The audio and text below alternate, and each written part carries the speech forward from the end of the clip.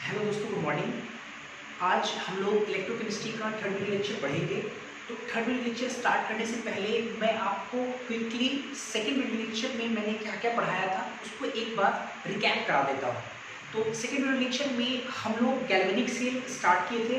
तो मैंने आपको समझाया कि गैल्वेनिक सेल का वर्किंग कैसे होता है, गैल्वेनिक सेल में मैकेनिज्म क्या क्या है और कैसे गैल्वेनिक सेल में केमिकल एनर्जी इलेक्ट्रिकल एनर्जी में बदलता है। इसके अलावा गैल्वेनिक सेल पढ़ने के क्रम में बहुत सारे छोटे छोटे इंपॉर्टेंट टर्म्स आए थे, जैसे सॉल्वेज क्या है, सॉल्वेज की फंक्शन क्या है, सॉल्वेज में जो इलेक्ट्रोलाइट यूज किया गया है उस इलेक्ट्रोलाइट का प्रॉपर्टीज क्या है। इन सारी चीज़ों के बारे में हम लोग लास्ट क्लास में डिस्कस किए थे।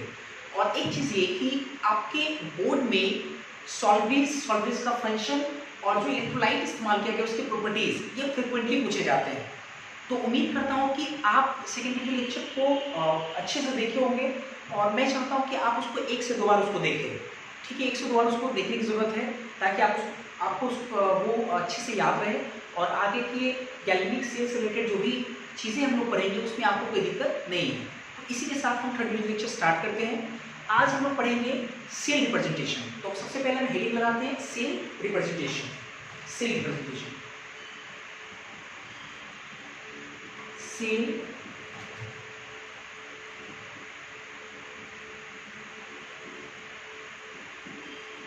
रिप्रेजेंटेशन। अब सवाल ये कि सेल रिप्रेजेंटेशन है क्या? सेल रिप्रेजेंटेशन क्या है? इससे एक बड़ा सवाल ये होता है कि सेल को रिप्रेजेंट करने की जरूरत क्यों पड़े? आखिर ऐसी क्या वजह है जिसके लिए हमको सेल को रिप्रेजेंट करना पड़ रहा है? तो ये तब आपको समझ में आएगा जब आप गैल्वेनिक सेल को बहुत अच्छे से समझे होंगे। मैं एक बार बताता हूँ कि लास्ट वीडियो लेक्चर में हम लोग गैल्वेनिक सेल के बारे में जब आपको पढ़ा रहा था तो गैल्वेनिक सेल को हम लोग वोल्टाइक सेल भी कहते हैं। गैल्वेनिक सेल वोल्टाइक सेल एक ही चीज़ है। और जो डैनियल सेल है, डैनियल सेल गैल्वेनिक सेल का एक एग्जाम्पल होता था। आप ऐसे समझो ना, गैल्वेनिक सेल आपका एक ऐसा सेल होता है, ठीक है, जो केमिकल एनर्जी को इलेक्ट्रिकल एनर्जी में बदल दे। ठीक है, उसको हम लोग बोलेंगे गैल्वेनिक सेल। और जो आपका डैनियल सेल ऐसा एक गैल्वेनिक सेल है, ठीक है, ऐसा एक गैल्वेनिक सेल है जिसमें हम लोग जिंक और कॉपर का रॉड का इस्तेमाल करते हैं। मतलब ये कि अगर हम लोग गैल्वेनिक सेल में जिंक और कॉपर के रॉड को इस्तेमाल करते हैं तो वो आपका हो गया डैनियल सेल। लेकिन अगर कॉपर और जिंक के रॉड की जगह पे अगर कोई दूसरा मेटल अगर इस्तेमाल करेंगे तो वो आपका गैल्वेनिक सेल होगा, डैनियल सेल नहीं होगा, गैल्वेनिक सेल। तो इसका मतलब ये हुआ कि गैल्वेनिक सेल तो ढेर सारा हो सकता है ना, जिसमें अगर मान लो कि एक ऐसा सेल जिसमें जिंक कॉपर मिला दिए तो वो भी गैल्वेनिक सेल है, जिंक कॉपर के रॉड को इस्तेमाल किए। निकेल प्लैटिनम रॉड इस्तेमाल करेंगे तो वो कोई दूसरा सेल होगा, लेकिन हाँ गैल्वेनिक सेल होगा। तो मेरा ये कहना है कि गैल्वेनिक सेल तो ढेर सारा हो सकता है। तो अगर आपको गैल्वेनिक सेल को रिप्रेजेंट करना होगा तो आप कैसे रिप्रेजेंट करोगे? आपको लगेगा सर गैल्वेनिक सेल को रिप्रेजेंट करना है तो हम क्या करेंगे, दो कंटेनर लेंगे, उन दोनों कंटेनर को सॉल्ट ब्रिज से जोड़ेंगे, फिर दो रॉड को डिप करेंगे और फिर उन दोनों को आपस में जोड़ करके एमीटर से जोड़ देंगे। तो आपको लगता है कि बार बार आपको पिक्चर ड्रॉ करना पड़ेगा हर गैल्वेनिक सेल के लिए, तो पिक्चर ड्रॉ करना थोड़ा कॉम्प्लेक्स है। तो कॉम्प्लेक्स है तो इस चीज को आसान करने के लिए जो है कुछ नियम बनाया गया, जिस नियम के आधार पे हम लोग सेल को रिप्रेजेंट करते हैं। अब सेल को रिप्रेजेंट कैसे करते हैं ये जरा समझते हैं। जैसे अगर आप गैल्वेनिक सेल, जिसमें मैंने आपको डैनियल सेल पढ़ाया था, अगर आप डैनियल सेल को बारीकी से देखें तो आपको उस डैनियल सेल में तीन मेजर पार्ट देखने को मिलेगा। तीन मेजर पार्ट, एक आपका लेफ्ट साइड में एनोडिक कंपार्टमेंट, राइट साइड में कैथोडिक कंपार्टमेंट, और उन दोनों को जोड़ने के लिए एक सॉल्ट ब्रिज इस्तेमाल किए थे। मतलब तीन मेजर पार्ट है, सॉल्ट ब्रिज, एनोडिक कंपार्टमेंट और कैथोडिक कंपार्टमेंट। अब इसी चीज को रिप्रेजेंट करना है तो नियम बनाया गया कि अगर हमको सेल को रिप्रेजेंट करना है तो सेल में जो सॉल्ट ब्रिज है, सॉल्ट ब्रिज इन्वर्टेड यूसिफ का जो ट्यूब होता है, उस सॉल्ट ब्रिज को हम लोग डबल वर्टिकल लाइन से रिप्रेजेंट करेंगे। किससे रिप्रेजेंट करेंगे? Double vertical line. तो मैं उस लाइन पर लिखता हूँ, नियम क्या बनाया गया? पहला नियम है हमारा सॉल्ट ब्रिज के लिए कि salt bridge is represented by double vertical line। Double vertical line मतलब ये किसके बीच में, किसके बीच में है? सॉल्ट ब्रिज एनोड और कैथोड के बीच में। तो इन between anodic and cathodic compartment, anodic और कैथोडिक कंपार्टमेंट के बीच में चूंकि आपका सॉल्ट ब्रिज है, तो उस सॉल्ट ब्रिज को हम लोग इन्वर्टेड यू शेप के ट्यूब ना बना करके हम लोग क्या करेंगे, डबल वर्टिकल लाइन से रिप्रेजेंट करेंगे, ऐसा नियम बनाएगा। सेकेंड देखते हैं दूसरा नियम क्या है। जैसे आपने कैल्विनिक सेल जब मैंने आपको पढ़ाया तो आप कैल्विनिक सेल में अगर आप देखे होंगे अच्छे से, तो एनोड आपका लेफ्ट साइड में होता था एनोड, और राइट साइड में क्या होता था, कैथोड। मतलब एनोड आपका एनोडिक कंपार्टमेंट आपका लेफ्ट साइड में होता था, कैथोडिक कंपार्टमेंट आपका राइट साइड में होता था। एनोड किसको बोलते हैं, उस रॉड को जो आप उसको डीप करते थे सॉल्यूशन में, एनोड। तो एनोड एक प्रकार का रॉड है, ठीक है, और कैथोड भी क्या है, रॉड है। तो अगर चूंकि एनोड लेफ्ट साइड में है, कैथोड राइट साइड में है, तो एनोड को अगर आपको रिप्रेजेंट करना है तो आप क्या करोगे, आप क्या करोगे कि लेफ्ट साइड में एक्सट्रीमली लेफ्ट साइड रिप्रेजेंट करेंगे, लेफ्ट साइड में सबसे अंत में सबसे लास्ट में उसको रिप्रेजेंट करेंगे। और चूंकि कैथोड आपका राइट साइड में है, तो राइट साइड में एक्सट्रीमली राइट साइड हम लोग क्या करेंगे, कैथोड को रिप्रेजेंट करेंगे। जैसे ऐसा करके एक एग्जांपल से मैं आपको समझाता चला जाता हूं। जैसे salt is represented by double vertical line, ऐसे in between anodic and cathodic compartment. मतलब आपको पता है कि लेफ्ट साइड में क्या है, एनोडिक कंपार्टमेंट है, एनोडिक कंपार्टमेंट है, और राइट साइड में क्या है आपका, गैल्वेनिक सेल में कैथोडिक कंपार्टमेंट, कैथोडिक कंपार्टमेंट, और बीच में सॉल्वेंट। तो सॉल्वेंट को कैसे दिखाएंगे, डबल वर्टिकल लाइन, ये कहना चाह रहे हैं। एग्जांपल के साथ मैं आपको दिखा दे रहा हूं। सेकंड नियम क्या बनाया गया, ठीक है, सेकंड नियम क्या बनाया गया कि चूंकि एनोड लेफ्ट साइड में इस्तेमाल होता है और कैथोड आपके राइट साइड में है, तो एनोड को हम लोग इसमें लेफ्ट साइड में दिखाएंगे, कैथोड को हम इसमें राइट साइड में दिखाएंगे। तो हम लोग लिख सकते हैं 2b extremely left side anode is represented while, जबकि to the extremely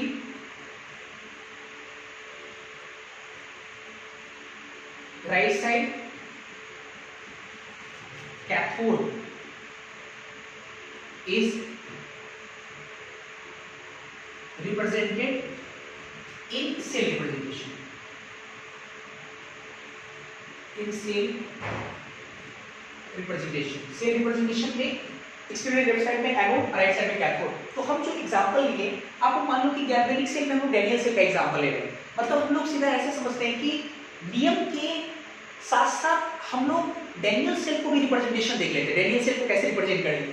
तो पहले तो सॉल्वेंट रिप्रेजेंट कर दिए, अब डैनियल सेल में एनोड किस चीज का बना होता था, जिंक का, जिंक रॉड का। तो जिंक को हम लोग क्या करेंगे, इसमें लेफ्ट साइड दिखाएंगे, और कैथोड किस चीज का बना होता है, कॉपर का, तो उसको इसमें राइट साइड दिखाएंगे। तो आपका जिंक हो गया एनोड, इसमें लेफ्ट साइड में दिखाएं, बीच में सॉल्ट ब्रिज बनाए, और राइट साइड में आपका क्या हो गया, कॉपर, जो कि एनोड सॉरी कैथोड है। तो ये हो गया सेकंड। और थर्ड आते हैं, तीसरा नियम क्या है, देखते हैं। तीसरा नियम बनाया गया कि जो आप एनोडिक कंपार्टमेंट में जो जो मटेरियल इस्तेमाल हुआ है, एनोडिक कंपार्टमेंट या कैथोडिक कंपार्टमेंट, एनोडिक कंपार्टमेंट या कैथोडिक कंपार्टमेंट में जो जो मटेरियल इस्तेमाल हुआ है, जो जो स्पीसीज इन्वॉल्व है, उन स्पीसीज को अगर हमको रिप्रेजेंट करना है, क्योंकि एनोडिक कंपार्टमेंट लेफ्ट साइड में आपका है, कैथोडिक राइट में, तो एनोडिक कंपार्टमेंट जो जो स्पीसीज इन्वॉल्व हुआ है, उन सारे स्पीसीज को अगर हमको रिप्रेजेंट करना है, किधर, एनोडिक कंपार्टमेंट में, कैथोडिक कंपार्टमेंट में जो जो स्पीसीज इन्वॉल्व हुआ है, उसको राइट साइड में अगर हमको रिप्रेजेंट करना है, तो हमको देखना होगा कि जो स्पीसीज है उनके फेज कैसे हैं। अगर उनके फेज डिफरेंट फेज हो गए, कोई सॉलिड है, कोई एक्वस है, कोई गैस है, कोई सॉलिड है, अगर डिफरेंट फेज है, तो उस डिफरेंट फेज अगर है तो उनको हम लोग क्या करते हैं, एक सिंगल वर्टिकल लाइन से रिप्रेजेंट करेंगे। और अगर स्पीसीज सेम फेज में है, same phase, solid solid, liquid liquid, gas gas, अगर ऐसा है, एक्वस एक्वस रहे, तो उसको हम लोग कॉमा से रिप्रेजेंट करेंगे। ठीक है, जैसे देखते हैं यहाँ पे जरा क्या लिखेंगे, यहाँ पे different phases, different phases are represented by single vertical line. Single vertical line मतलब ऐसे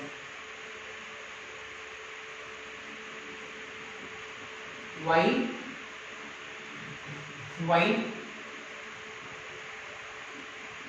same phases are represented by comma.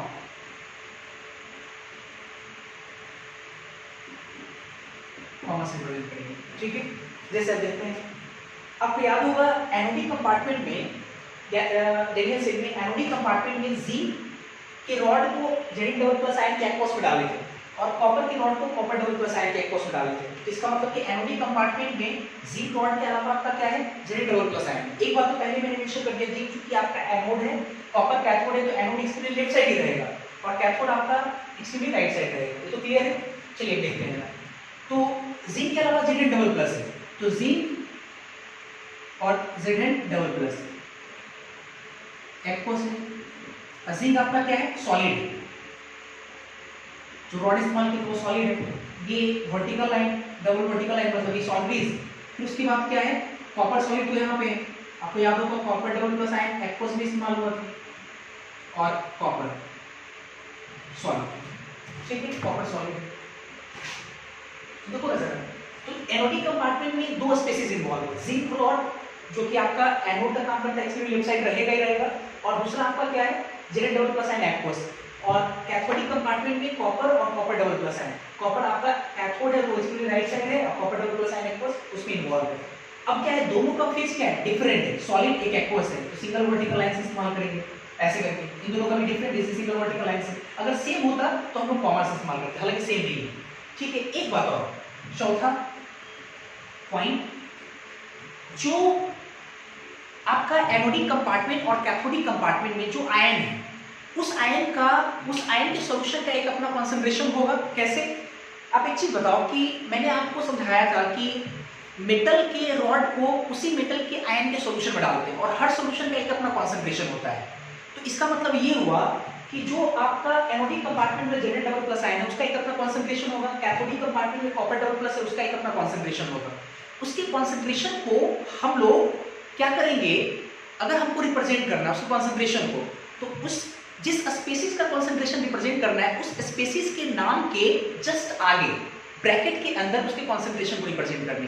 तो आप मान लो समझने के लिए कि एनोड में जो आपने जिंक डबल प्लस आयन का जो सॉल्यूशन लाया था उसका कॉन्सेंट्रेशन C1 है, मान लेते हैं समझने के लिए, और जो कॉपर डबल प्लस आयन का जो कॉन्सेंट्रेशन है कैथोडिक कंपार्टमेंट में उसका कॉन्सेंट्रेशन मान लो C2 है।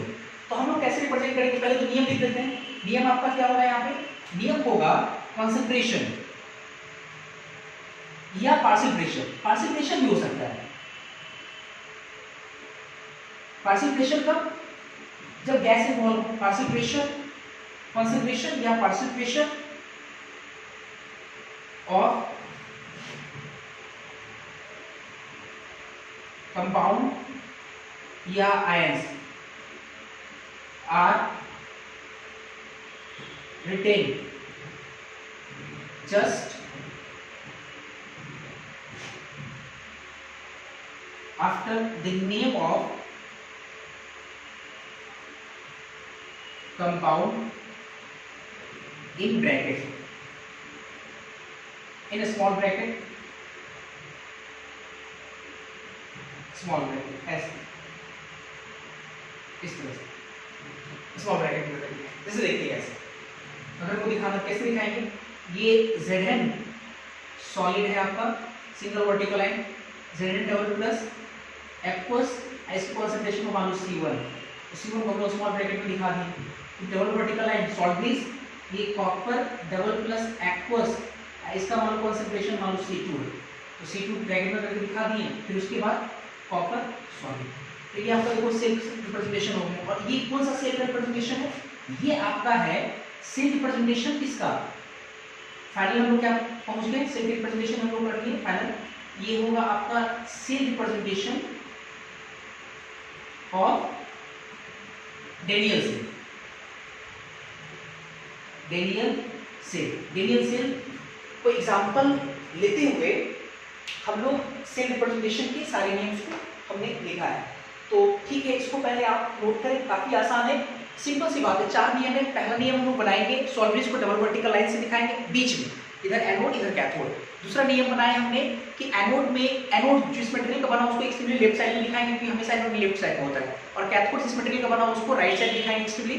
फिर उसके बाद तीसरा नियम बनाया कि एनोडिक कंपार्टमेंट में जो जो स्पेसीज इन्वॉल्व है या कैथोडिक कंपार्टमेंट में जो जो स्पेसीज इन्वॉल्व है, अगर उन स्पेसीज के फेजेस डिफरेंट है तो उनको हम लोग सिंगल वर्टिकल लाइन से दिखाएंगे। अगर उनके फेजेस सेम है तो उसको हम लोग कॉमर्स दिखाएंगे। फिर चौथा नियम बनाए कि अगर आयन के सॉल्यूशन या अगर गैस है तो उनके कॉन्सेंट्रेशन या पार्शियल प्रेशर को उसके नाम के जस्ट बाद छोटे से ब्रैकेट में करके उसके कॉन्सेंट्रेशन या पार्शियल प्रेशर को मेंशन करेंगे।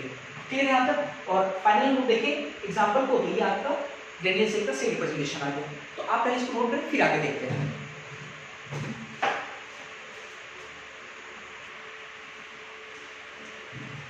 अभी जो मैंने आपको अभी सेल रिप्रेजेंटेशन सिखाया था कि सेल को कैसे लोग रिप्रेजेंट करते हैं, तो उस पर आपके असाइनमेंट में क्वेश्चन नंबर 23, 24 और 25 तीन सवाल हैं, 23, 24, 25। तो हम क्वेश्चन 23 लेकर के उसके दो क्वेश्चन को समझा देते हैं। उसके बाद फिर 24 और 25 के एक दो क्वेश्चन मैं आपको समझा दूंगा। ठीक है, क्वेश्चन 23 क्या है? क्वेश्चन लिखा हुआ है कि make complete cell diagram of the following reaction. मतलब आपसे ये बोलना चाह रहा है कि अगर मान लो कि सेल में ये रिएक्शन हो रहा है, सेल में ये रिएक्शन हो रहा है, तो आप इस रिएक्शन के हेल्प से उस सेल को रिप्रेजेंट करिए। Draw the complete cell diagram. ठीक है, मेक कंप्लीट सेल डायग्राम मतलब वही सेल रिप्रेजेंटेशन आपको करना है। ठीक है, इसको देखते हुए तो एक चीज बताओ कि सेल डायग्राम अगर आपको ड्रॉ करना है, रिएक्शन दिया हुआ है, तो आपको सेल रिप्रेजेंटेशन के लिए जो मैंने आपको पॉइंट पढ़ाया था, पॉइंट क्या मैंने पढ़ाया? सॉल्वेज को डबल वर्टिकल लाइन से कैथोड और एनोड, जैसे कैथोड एनोड को एक्सट्रीमली लेफ्ट साइड, कैथोड को एक्सट्रीमली राइट साइड, तो कैथोड एनोड को पहचानना पड़ेगा कि इसमें जो मटेरियल इस्तेमाल किया गया है, कैडमियम, जिंक, ये सब, तो इसमें कौन कैथोड है कौन एनोड है। तो आप कैथोड और एनोड को कैसे जज करोगे, कैसे पहचानोगे? तो मैंने आपको समझाया था कैथोड एनोड का डेफिनेशन, आपको याद होगा। एनोड वैसा इलेक्ट्रोड जिस पर ऑक्सीडेशन होता है और कैथोड वैसा इलेक्ट्रोड जिस पर रिडक्शन होता है। आपको ऑक्सीडेशन रिडक्शन पहचानना पड़ेगा। और आप ये भी देख रहे थे कि एनोड पर ऑक्सीडेशन और कैथोड रिडक्शन ऐसा होता था। ठीक है, तो पहले आपको क्या करना पड़ेगा, ये सेल जो रिएक्शन दिया हुआ है, इस रिएक्शन में पहले पहचानो कि किसका ऑक्सीडेशन किसका रिडक्शन। मैंने पहले ही कहा था जिसका रिडॉक्स थोड़ा अच्छा है वो बहुत बढ़िया समझ आएगा, हालांकि यहाँ मैं समझाने की कोशिश करता हूँ। आपको याद होगा कि अगर ऑक्सीडेशन स्टेट अगर बढ़ता है, इंक्रीज करता है, तो आप उसको बोलते हैं ऑक्सीडेशन हुआ है, और जिसका ऑक्सीडेशन स्टेट डिक्रीज करता है उसको हम लोग बोलते हैं रिडक्शन। आप देखो कैडमियम डबल प्लस में और इधर कैडमियम सॉलिड जीरो में, तो 2 प्लस से 0 में जाने का मतलब हुआ कि कैडमियम का ऑक्सीडेशन हुआ कि रिडक्शन। ऑब्वियसली रिडक्शन हुआ। क्या हुआ? रिडक्शन हुआ। कैसे? ऑक्सीडेशन स्टेट डिक्रीज कर दिया। जिंक 0 से जिंक डबल प्लस में गया है, तो जिंक क्या हो रहा है? जिंक का ऑक्सीडेशन हो रहा है, जिंक ऑक्सीडेशन हो रहा है। तो ये तो क्लियर पता चल गया कि जिंक ऑक्सीडेशन हो रहा है, इसका मतलब कहीं ना कहीं जिंक का एनोड बनाया गया होगा, और कैडमियम का रिडक्शन हो रहा है, इसका मतलब कैडमियम का कैथोड बनाया होगा। अब देखो सेल रिप्रेजेंटेशन लिखते हैं जरा, आराम से इजीली समझ में आपको आ जाएगा। Cell representation, cell representation of given से कैसे दिखाएंगे? पहले सॉल्वेज को दिखा दिया डबल वर्टिकल लाइन से। लेफ्ट साइड में आपका एनोड होना चाहिए, राइट साइड में कैथोड होना चाहिए। एनोडिक कंपार्टमेंट और कैथोडिक कंपार्टमेंट। एनोड आपका किसका बनेगा? जिसका ऑक्सीडेशन हुआ है, मतलब जिंक का बनेगा। हम लोग जिंक दिखाएंगे, जिंक सॉलिड। और आप देख सकते हो कि जिंक के अलावा जेड डबल प्लस भी है, तो हम जेड डबल प्लस भी दिखाएंगे एक्वस। लेकिन जिंक को इसलिए लेफ्ट साइड देंगे क्योंकि एनोड है जिंक का बना हुआ। और कैथोड में क्या क्या यूज हो रहा है? कैथोड आपका किसका बना है? कैडमियम का, और कैडमियम डबल प्लस भी है। तो कैडमियम तो सॉलिड जो आपका वो तो कैथोड है, तो इसमें राइट साइड लिख दिए, और कैडमियम पे डबल प्लस भी इस्तेमाल हुआ है, डबल प्लस एक्वस। अब देखते हैं फेस, इन दोनों का फेस डिफरेंट है। सिंगल वर्टिकल लाइन, ये भी सिंगल वर्टिकल लाइन हो गया आपका सेल रिप्रेजेंटेशन। आसान तो है, ठीक है, इस तरह से हम लोग काम करेंगे। अब इसमें एक आते हैं, एक क्वेश्चन आपका ये बी नहीं है, सॉरी ये डी है, 23 का क्वेश्चन डी है। अब डी थोड़ा सा कॉन्सेप्चुअल सवाल है, और ये थोड़ा सा अच्छा सवाल है, आपके कॉम्पिटिटिव एग्जाम में आ सकता है। या इस कॉन्सेप्ट को पूछा जा सकता है, देखते हैं जरा। जैसे Cr2O7 की डबल माइनस साइन एक्वस है plus 14H plus aqueous plus 6Fe double plus sign aqueous, और ये रिवर्सिबल का sign 6Fe double plus aqueous plus 2 chromium triple plus aqueous plus 7H2 liquid, ये दिया हुआ सवाल। और इस रिएक्शन के हेल्प से हमको डायग्राम ड्रॉ सेल रिप्रेजेंटेशन दिखाना है। तो फिर से वही काम, पहले आप ऑक्सीडेशन रिएक्शन पहचानो। तो क्रोमियम यहाँ पे कितना में है, क्रोमियम यहाँ पे आपका कितने में हो जाएगा, 7 गुना 14, उधर गया 12 6, तो इधर +6 में है क्रोमियम। Fe डबल प्लस में, यहाँ Fe डबल प्लस में, क्रोमियम इधर कितना 3 प्लस में, तो क्रोमियम 6 प्लस से किसमें गया, क्रोमियम 3 प्लस में, तो घटा है, इसका मतलब इसका रिडक्शन हो रहा है क्रोमियम का। और आयरन का Fe डबल प्लस से आप देख सकते हो कि किसमें आ रहा है, Fe ट्रिपल प्लस से, मतलब ऑक्सीडेशन स्टेट बढ़ा है, अर्थात आयरन का ऑक्सीडेशन हो रहा है, ऑक्सीडेशन आ रहा है। तो एक चीज तो क्लियर हो गया कि क्रोमियम जो है, बढ़िया से, क्रोमियम जो है आपका रिडक्शन कर रहा है और आयरन आपका ऑक्सीडेशन कर रहा है, ये क्लियर है। अब देखो सबसे इंपॉर्टेंट बात ये कि ये तो क्लियर हो गया कि जिसका ऑक्सीडेशन हो रहा है, जिस मटेरियल का ऑक्सीडेशन हो रहा है, ऑब्वियसली वो कहाँ रहेगा, एनोडिक कंपार्टमेंट में होगा, और जिसका रिडक्शन हो रहा है वो कैथोडिक कंपार्टमेंट में होगा, क्लियर। लेकिन इसके अलावा भी कुछ चीजें बच रही है, जैसे कैसे, ये तो ठीक है, चलो ये रिडक्शन मतलब कैथोड में इन्वॉल्व है, ये ऑक्सीडेशन मतलब ये दोनों ऑक्सीडेशन का पार्ट है, तो ये कहीं ना कहीं ये दोनों एनोड में यूज होगा, ये और ये कैथोड में यूज होगा, तो आपका H प्लस आयन बच जा रहा है और H2 बच जा रहा है, तो ये सब कहाँ होगा। तो पानी तो हालांकि कोई दिक्कत नहीं, पानी चूंकि सोल्यूशन दोनों तरफ है, तो दोनों में पानी यूज है, पानी आप लिखे अथवा नहीं लिखे कोई दिक्कत नहीं, पानी रिप्रेजेंट करना जरूरी नहीं। लेकिन एक चीज है कि H प्लस को किस में लिखेंगे, कि H प्लस किस कंपार्टमेंट में यूज हुआ होगा। आपको याद होगा जब मैंने आपको रेडॉक्स पढ़ाया होगा, रेडॉक्स मतलब रेडॉक्स ये क्या बोलते हैं, स्टोइकियोमेट्री 2 टाइट्रेशन, जब मैंने आपको पढ़ाया था रेडॉक्स रिएक्शन, तो याद होगा रेडॉक्स रिएक्शन। तो रेडॉक्स रिएक्शन में मैंने आपको समझाया था कि क्रोमियम होता है, क्रोमियम 6 प्लस में अगर है, तो अगर आप उसको एसिडिक मीडियम में डालते हो, एसिडिक मीडियम में, तो वो क्रोमियम 3 प्लस में चला जाता है। आपको याद होगा एक मैंने Mn+7 का समझाया था कि Mn+7 में है तो एसिडिक मीडियम में +2 में चला जाता है, याद होगा। बेसिक ANS होता है, आंसर करके मैंने समझाया था। न्यूट्रल मीडियम में वो +4 में चला जाता है, और बेसिक मीडियम में, स्ट्रॉन्ग बेसिक मीडियम में वो +6 में चला जाता है। तो उसी कॉन्सेप्ट के अकॉर्डिंग आप देखो ना, 14 जो H+ मतलब H+ जो स्पीसीज है वो कहाँ होगा, आपका क्रोमियम के साथ होगा, क्रोमियम का रिडक्शन मतलब कैथोडिक कंपार्टमेंट में होगा। ये तो क्लियर हो गया। तो पहले देखते हैं सेल रिप्रेजेंटेशन सेल का बनाते हैं, सेल रिप्रेजेंटेशन कैसे लिखेंगे। पहले तो आप लिख दो यहाँ पे सॉल्ट बेस बना लो, ठीक है। इधर लेफ्ट साइड में एनोड, राइट साइड में कैथोड। एनोड पर ऑक्सीडेशन मतलब iron, iron double plus, iron triple plus, तो iron Fe double plus aqueous और Fe ट्रिपल प्लस एक्वस, ठीक है, ट्रिपल प्लस एक्वस। और ठीक है, और राइट साइड में क्या है, क्रोमियम 6 प्लस और chromium 3 plus, chromium 3 plus aqueous H plus भी है, ठीक है। Chromium Cr2O7 double minus aqueous और H प्लस भी, ये 3 चीजें इन्वॉल्व है, ठीक है। अब देखते हैं जरा, तो एनोडिक कंपार्टमेंट मैंने ये दिखा दिया, कैथोडिक पे ये दिखा दिया। एक चीज ये, एनोड को हम लोग लेफ्ट साइड में रखते हैं, तो एनोड इसमें है कौन, ना तो ये है ना तो ये है, कैसे, क्योंकि एक्वस है। एनोड तो आपका, एनोड या कैथोड तो आपका रॉड होता है जो सॉलिड होगा, ये तो एक्वस है, कहीं ना कहीं लिक्विड, कहीं ना कहीं सॉल्यूशन फेज में है, तो ये तो होगा नहीं। तो अगर नहीं दिया रहे तो आप अपने मन से एक ऐसा आप ऐसा इलेक्ट्रोड मानोगे जो कि इनर्ट हो, और इनर्ट कौन होता है, प्लेटिनम। तो हम लोग प्लेटिनम अपने मन से मानेंगे, यहाँ पे Pt, प्लेटिनम सॉलिड होता है, ये मानना पड़ेगा, क्योंकि ऑब्वियस है एक्वस हो नहीं सकता है। अब इधर भी देखो जरा, क्रोमियम 3 प्लस एक्वस है, क्रोमियम 6 प्लस, ये भी एक्वस, ये भी H प्लस एक्वस। क्या इन तीनों में किसी के पास एबिलिटीज है कि वो कैथोड का काम कर सके? कैथोड तो आपका रॉड होता है, तो ये भी नहीं होगा, तो आपको क्या करना पड़ेगा, एक इनर्ट इलेक्ट्रोड लाना पड़ेगा, एक इनर्ट इलेक्ट्रोड अपने मन से लगाना पड़ेगा। तो प्लेटिनम सॉलिड लगाएंगे।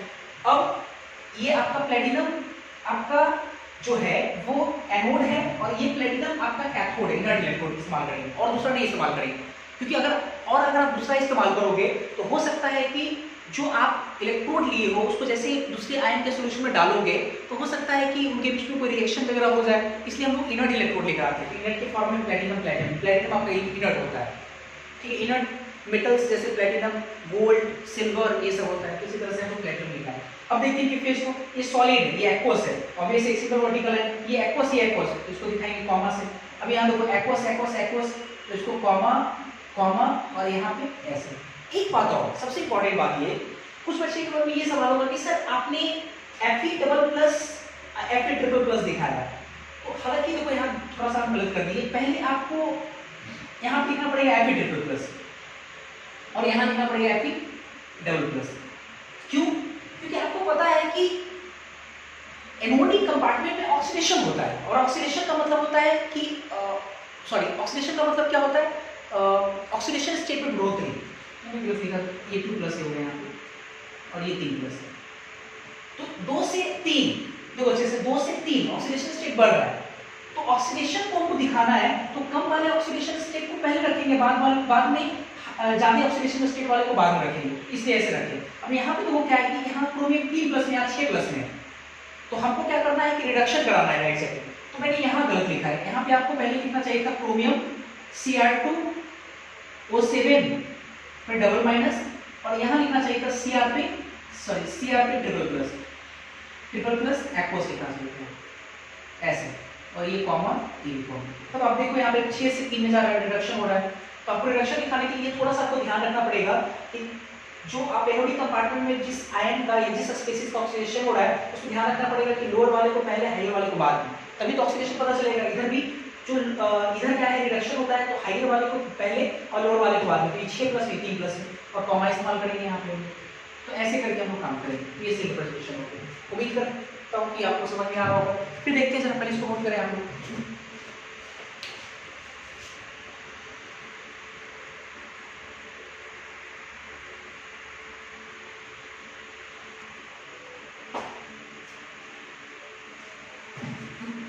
इसके बाद असाइनमेंट का नेक्स्ट क्वेश्चन 24 और उसके बाद का क्वेश्चन 25, एक मैं उसमें भी 3-4 क्वेश्चन है, एक क्वेश्चन करके मैं आपको समझा देता हूँ, और जो नेक्स्ट क्वेश्चन है उसको आप जा करके असाइनमेंट को देख करके बनाएंगे। पीछे उसका आंसर भी दिया होगा तो आप उसको मैच भी करा लेंगे। तो 24 क्वेश्चन है, write cell reaction of the following cell. मतलब अब देखिए क्या है कि जो 23 क्वेश्चन था उसका जस्ट उल्टा है। 23 में सेल रिप्रेजेंटेशन दिया हुआ था, और 23 में सेल रिएक्शन दिया हुआ था और उसके हेल्प से सेल रिप्रेजेंटेशन लिखना था, और 24 जस्ट उल्टा है। 24 में सेल रिप्रेजेंटेशन दिया हुआ है और आपको सेल रिप्रेजेंटेशन दिया हुआ है और आपको सेल रिएक्शन लिखना है। तो सेल रिएक्शन लिखने के लिए, सेल रिएक्शन होता क्या है? एक्चुअली सेल रिएक्शन क्या होता है, तो आपको मैंने पढ़ाया था कि सेल रिएक्शन एक प्रकार का ऑक्सीडेशन रिएक्शन है, याद होगा आपको। जब हम लोग oxidation half cell, reduction half cell को जब दोनों को जोड़ते थे तो हमारा ओवरऑल रिएक्शन आता था जो कि रेडॉक्स रिएक्शन होता था, ऑक्सीडेशन रिएक्शन को जोड़ने से, और वही आपका क्या था, सेल रिएक्शन। तो कहीं ना कहीं सेल रिएक्शन आपका ऑक्सीडेशन रेडॉक्स रिएक्शन है। तो इसको हम लोग लिखेंगे कैसे? तो पहले क्या करना होगा कि आपको रेडॉक्स लिखने के लिए पहले आपको लिखना पड़ेगा ऑक्सीडेशन लिखना पड़ेगा पहले, और फिर ऑक्सीडेशन लिखने के बाद फिर आपको लिखना पड़ेगा रिडक्शन, और ऑक्सीडेशन और रिडक्शन को दोनों को जब जोड़ेंगे तो आपका क्या आ जाएगा, रेडॉक्स। तो यही काम करेंगे। अब ऑक्सीडेशन रिडक्शन को कैसे लिखेंगे, तो आपको पता है कि जो सेल रिप्रेजेंटेशन इसमें ये आपका क्या है, एनोड है, और ये आपका क्या है, कैथोड है। एनोड पर क्या होता है, ऑक्सीडेशन होता है, और कैथोड में क्या होता है, रिडक्शन होता है। तो ये क्लियर हो गया कि इसका सिल्वर का ऑक्सीडेशन हो रहा है, कॉपर का रिडक्शन हो रहा है। तो हम लोग पहले क्या करेंगे, ऑक्सीडेशन हाफ सेल रिएक्शन लिखेंगे। ऑक्सीडेशन हाफ सेल रिएक्शन कैसे लिखेंगे, ऑक्सीडेशन सिल्वर 0 से सिल्वर +1 में जा रहा है, तो सिल्वर +1 में कैसे जाएगा, एक इलेक्ट्रॉन को रिलीज करके, लॉस करके, एक इलेक्ट्रॉन लॉस करा दिए, तो ये आपका क्या होगा, ऑक्सीडेशन हो गया। अब क्या लिखेंगे, रिडक्शन हाफ रिएक्शन लिखेंगे। हाफ क्यों लिख रहे हैं, रिडक्शन हाफ सेल क्यों लिख रहे हैं, ये सब आपको पता होगा। रिडक्शन हाफ सेल रिएक्शन, इसमें रिडक्शन किसका और कॉपर का, तो जो कॉपर जो है ये 2 प्लस में है और ये किस में जा रहा है, कॉपर में जा रहा है, सॉलिड में। तो ये copper double plus copper solid में कब जाएगा? जब ये दो इलेक्ट्रॉन को गेन करेगा, दो इलेक्ट्रॉन को जब गेन करेगा कॉपर सॉलिड में जाएगा। ये ऑक्सीडेशन हो गया, रिडक्शन हो गया। अब क्या करेंगे, दोनों को जोड़ देंगे तो आपका क्या आ जाएगा? रेडॉक्स। और याद करो रेडॉक्स लिखने के लिए एक सबसे इंपॉर्टेंट बात है कि अगर आपको रेडॉक्स लिखना है तो ऑक्सीडेशन में जितना इलेक्ट्रॉन लॉस हुआ है, रिडक्शन में भी उतना इलेक्ट्रॉन गेन होना चाहिए, ताकि उनके इलेक्ट्रॉन को हम काट सके। तो ऑक्सीडेशन में एक लॉस हुआ है, रिडक्शन में 2 गेन हो रहा है, तो आपको क्या करना पड़ेगा? इस वाले में 2 से मल्टीप्लाई करना पड़ेगा। जैसे 2 से मल्टीप्लाई करके दोनों जब जोड़ोगे तो आपका ओवरऑल रिएक्शन आएगा, जो कि क्या होगा? Redox reaction.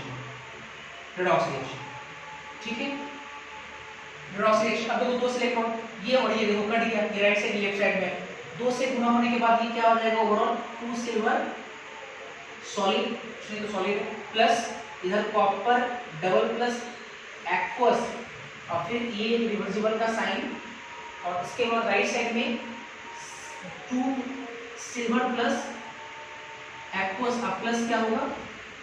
प्लस में कॉपर सॉलिड, कॉपर सॉलिड। ये रिएक्शन लिख लिया लोग, है ना, ऐसे करके काम करेंगे।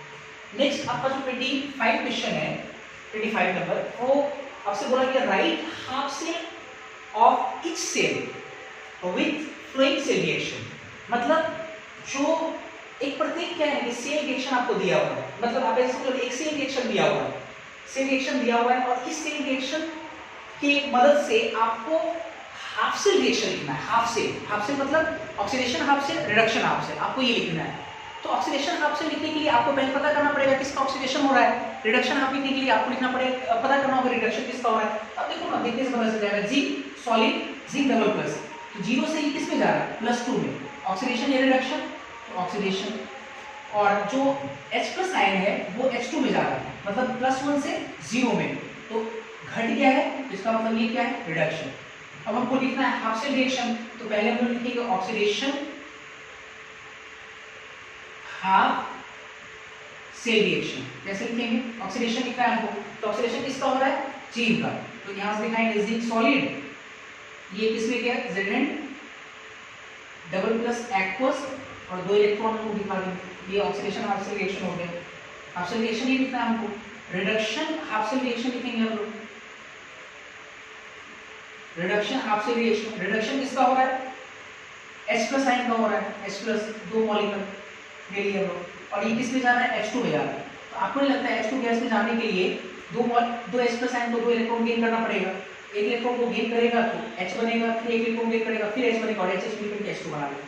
तो ये आपको लिखने के लिए बोला गया। इस तरह से असाइनमेंट के 23, 24, 25 क्वेश्चन हो गया। फिर इसके बाद हम लोग देखते हैं क्या है, आप इसको पहले नोट कर लीजिए।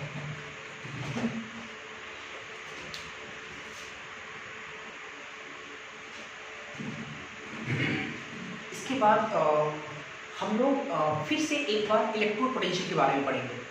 हालांकि मैंने लास्ट वीडियो लेक्चर में आपको इलेक्ट्रोड पोटेंशियल पढ़ाया था, लेकिन वो इलेक्ट्रोड पोटेंशियल डिटेल नहीं पढ़ाया था। मैंने सिर्फ ये पढ़ाया था कि इलेक्ट्रोड पोटेंशियल क्या होता है और इलेक्ट्रोड पोटेंशियल के कितने टाइप्स होते हैं।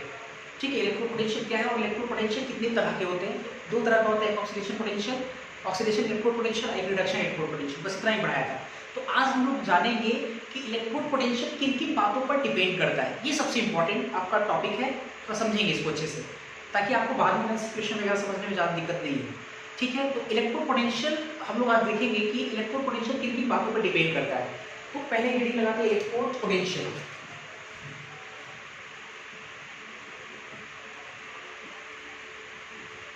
इलेक्ट्रोड पोटेंशियल को हम लोग शॉर्टली ई से रिप्रेजेंट करते हैं, शॉर्टली से। एक बार फिर से मैं इलेक्ट्रोड पोटेंशियल मेंशन कर, इलेक्ट्रोड पोटेंशियल हम पढ़ाए थे आपको कि एक पोटेंशियल जो है डेवलप होता है,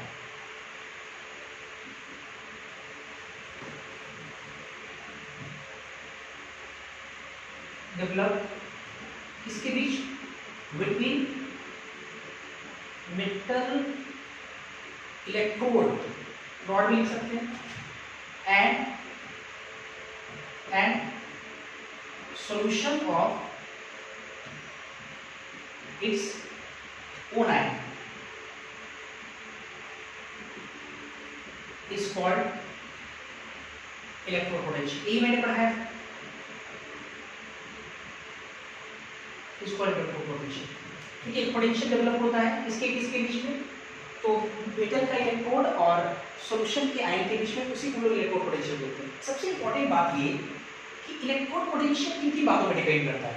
तो इलेक्ट्रोड पोटेंशियल कुछ फैक्टर्स पर डिपेंड करता है। तो पहले मैं लिखता हूं कि electrode potential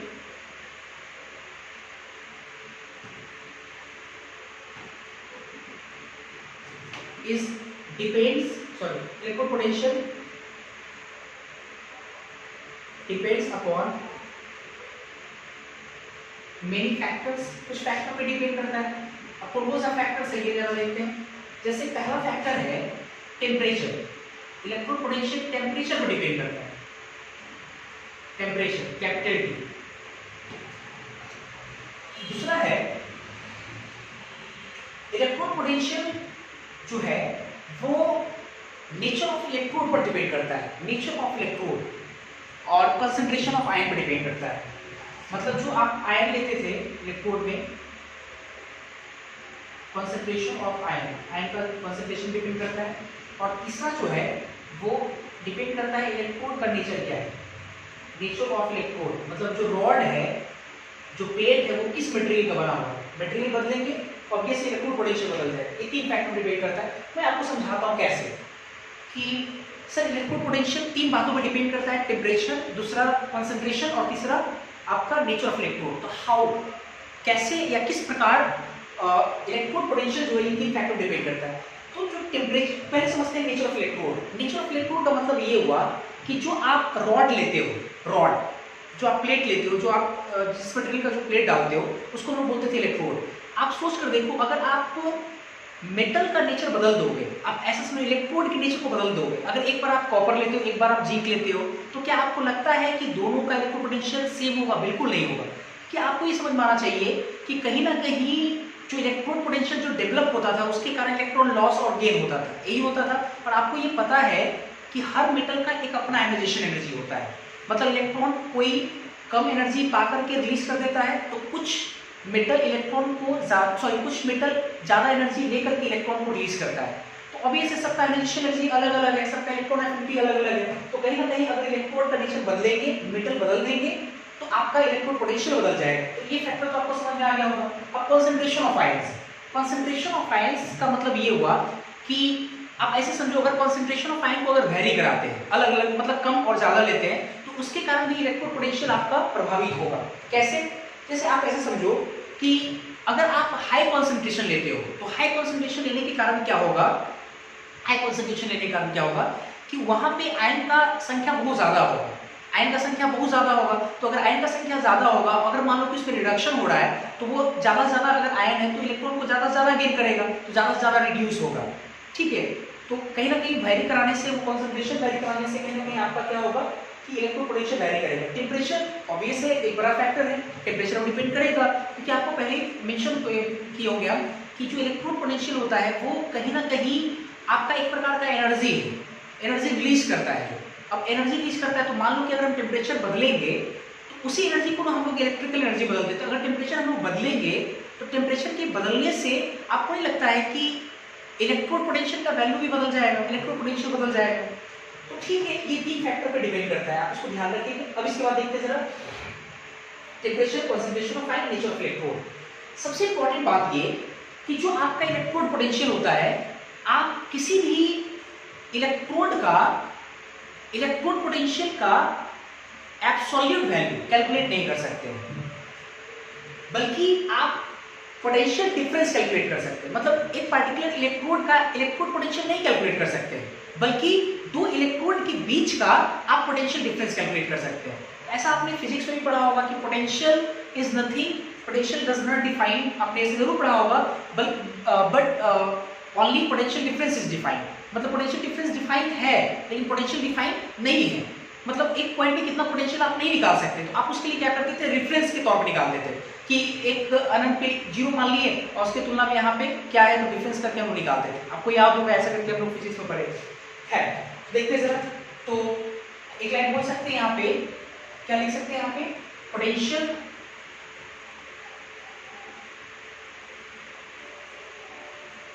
of A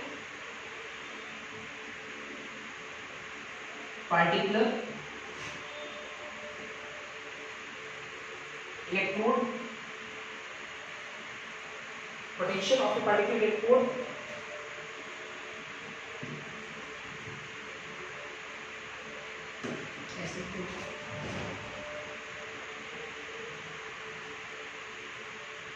absolute value of electrode potential of a particular electrode is not calculated, cannot be calculated, cannot be calculated while but potential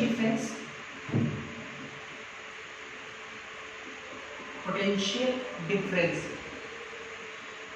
between two electrode, दो इलेक्ट्रोड के बीच की potential difference can be easily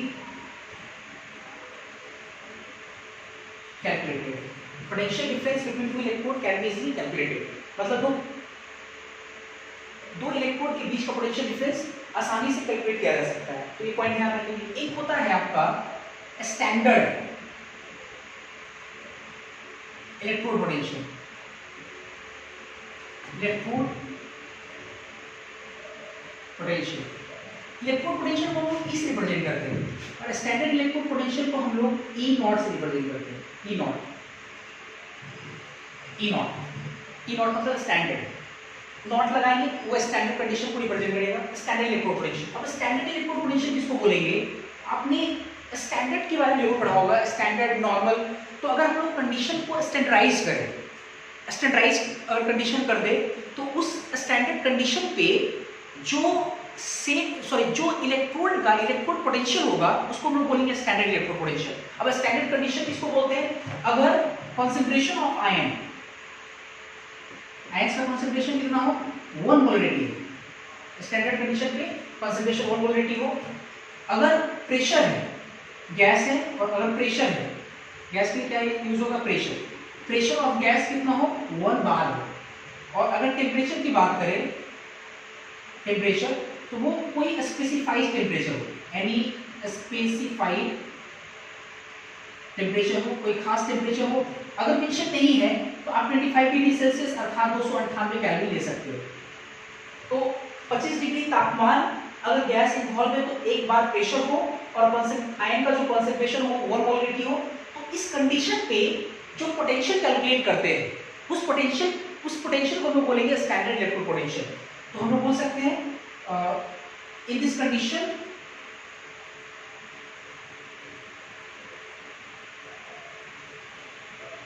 at this stage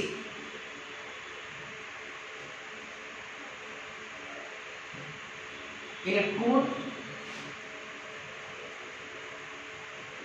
potential is called, इस stage पे electrode potential को क्या बोलेंगे? Called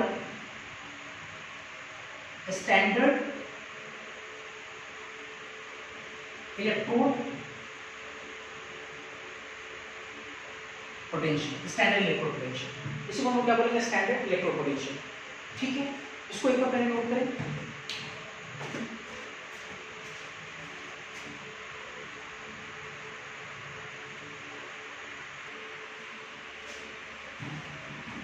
इसके बाद हम लोग कुछ रिप्रेजेंटेशन और सीखेंगे। और इलेक्ट्रोकेमिस्ट्री में सिंबल का बहुत ज़्यादा इम्पोर्टेंस है। देखेंगे जैसे अगर मान लो कि कहीं पे अगर लिखा हुआ है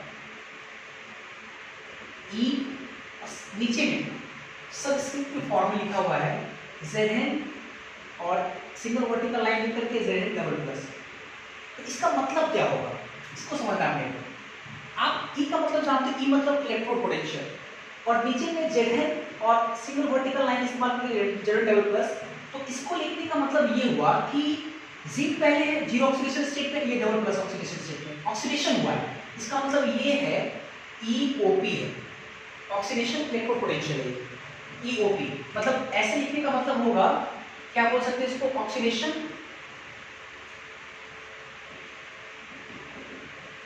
इलेक्ट्रोड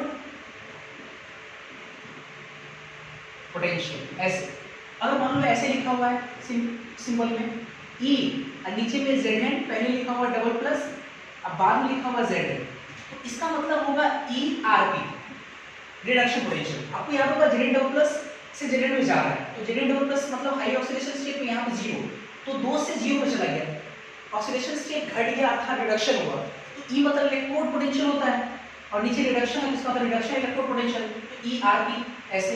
ये आपका क्या है, रिडक्शन इलेक्ट्रोड पोटेंशियल।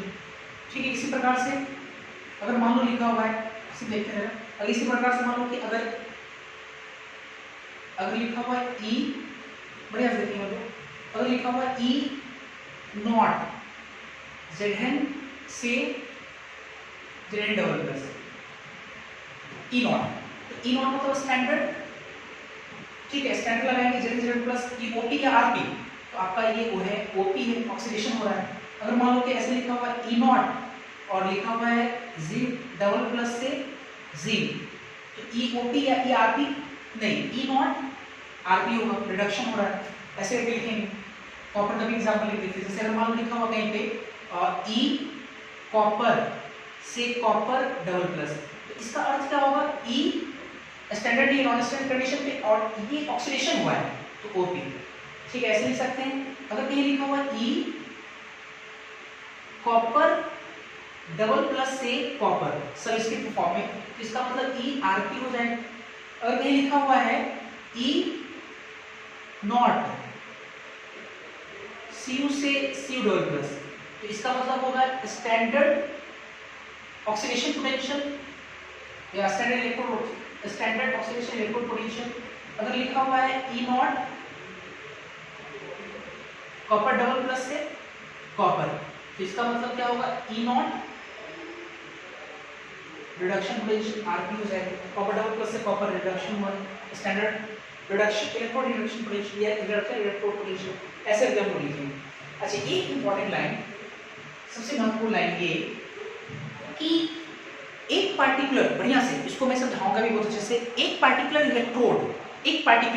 इलेक्ट्रोड के ऑक्सीडेशन पोटेंशियल और रिडक्शन पोटेंशियल का मैग्नीट्यूड सेम होगा, लेकिन उनके साइन अलग होंगे, अपोजिट होंगे, उनके साइन अपोजिट होंगे। मैं इस लाइन में लिखता हूँ, काफी इंपॉर्टेंट भी है, नोट में करके, वेरी वेरी इंपॉर्टेंट। नोट में ये कि द मैग्नीट्यूड कैसे होगा, मैं समझाऊंगा। The magnitude of oxidation potential and reduction potential RP, ठीक है, RP for a particular electrode,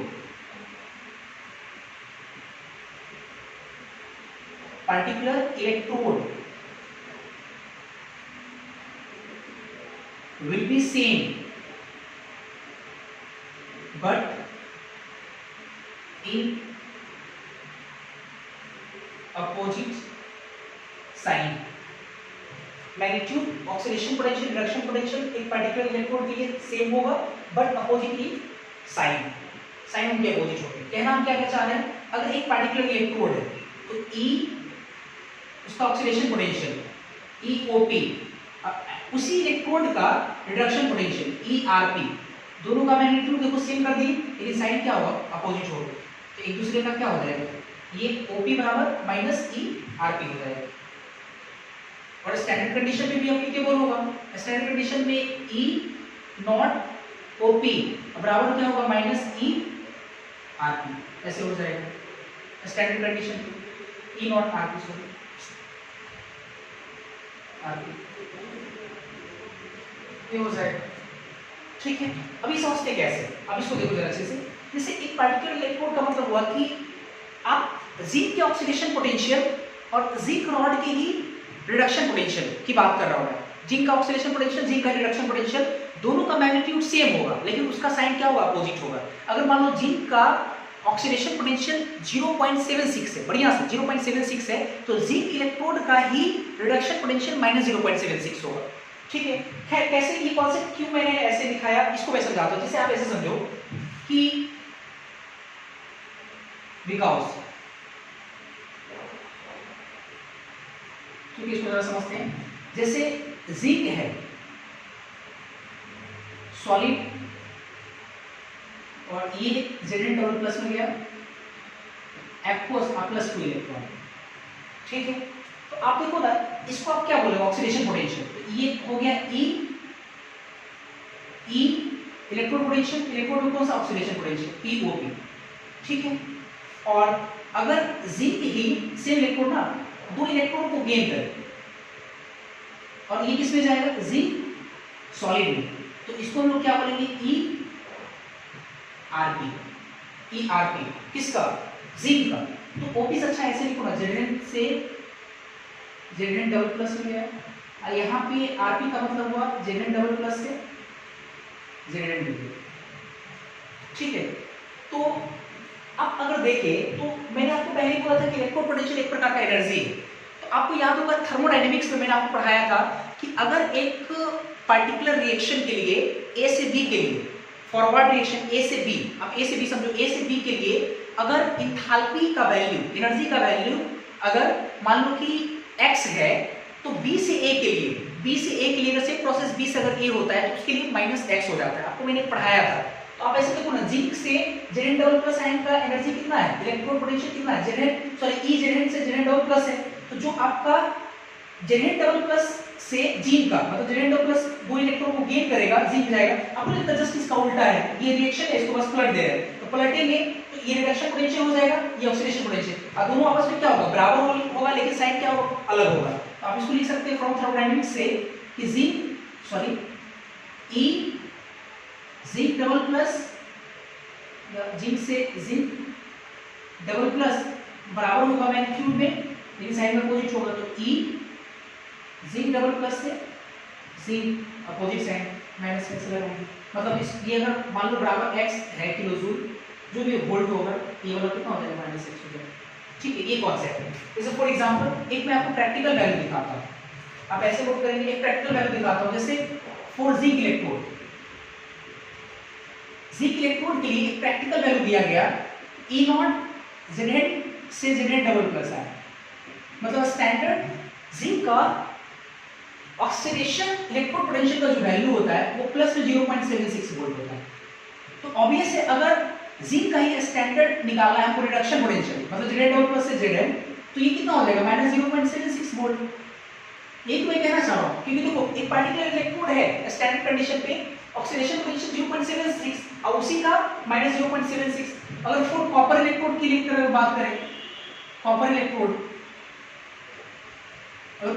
को लेकर बात करें तो E0 कॉपर डबल प्लस से कॉपर मतलब रिडक्शन होगा, reduction electrode potential, standard reduction electrode potential, और इसका वैल्यू होता है देखा गया प्लस में 0.34 वोल्ट होता है। तो अगर हम कॉपर के ही कॉपर का ही क्या करें ऑक्सीडेशन पोटेंशियल ले लें स्टैंडर्ड मतलब Cu से Cu डबल प्लस ले लें, तो ये माइनस में कितना हो जाएगा 0.34 वोल्ट हो जाएगा, 34 वोल्ट हो जाएगा, ऐसा हो जाएगा। तो आप इसको पहले ऐसे नोट करें, फिर नोट में ये पॉइंट याद रखिए कि कॉन्सेप्ट मैंने आपको बताया बिकॉज क्यू, और फिर इसका दो मैंने एग्जांपल लगाया। इसके बाद हम लोग अगले क्लास में देखते हैं। तो ठीक है, थैंक यू।